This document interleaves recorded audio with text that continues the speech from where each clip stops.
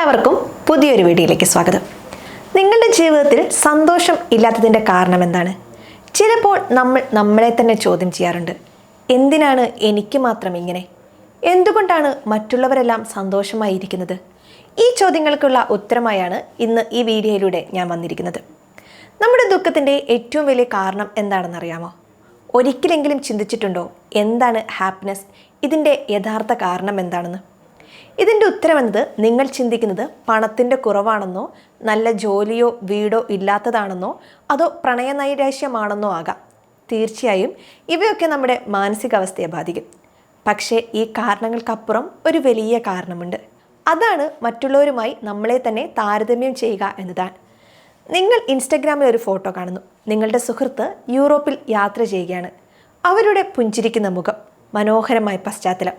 അപ്പോൾ നിങ്ങളുടെ മനസ്സ് പറയുക, ഓ അവരെത്ര സന്തോഷത്തിലാണ്, എൻ്റെ ജീവിതം എത്ര ബോറാണ്. ഇതാണ് താരതമ്യം ചെയ്യൽ. മറ്റൊരു സുഹൃത്ത് പുതിയ കാർ വാങ്ങുമ്പോൾ നിങ്ങളുടെ മനസ്സിൽ അസൂയയുടെ ഒരു ചെറിയ വേദന തോന്നും. എന്തുകൊണ്ട് എനിക്ക് സാധിക്കുന്നില്ല? ഈ താരതമ്യം ചെയ്യൽ എത്രത്തോളം ദോഷകരമാണെന്ന് നിങ്ങൾക്കറിയാമോ? ഇത് നിങ്ങളുടെ ആത്മവിശ്വാസം പൂർണ്ണമായും നശിപ്പിക്കും. നിങ്ങളുടെ കഴിവുകളെയും നേട്ടങ്ങളെയും നിങ്ങൾ മറന്നുപോകും.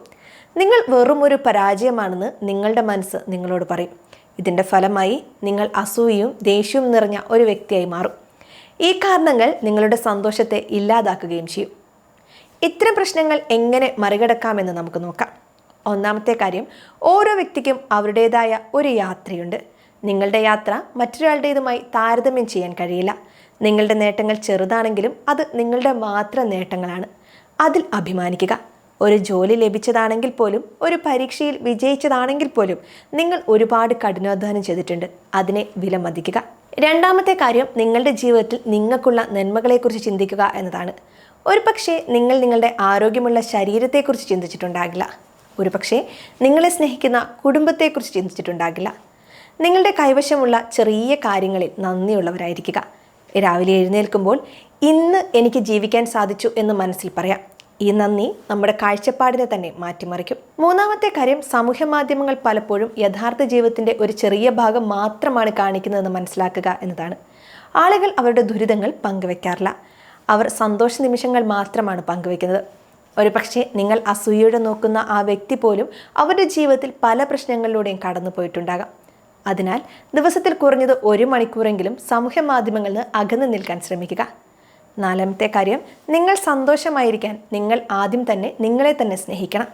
നിങ്ങളുടെ ജീവിതത്തെയും നിങ്ങളുടെ യാത്രയെയും നിങ്ങൾ അംഗീകരിക്കണം.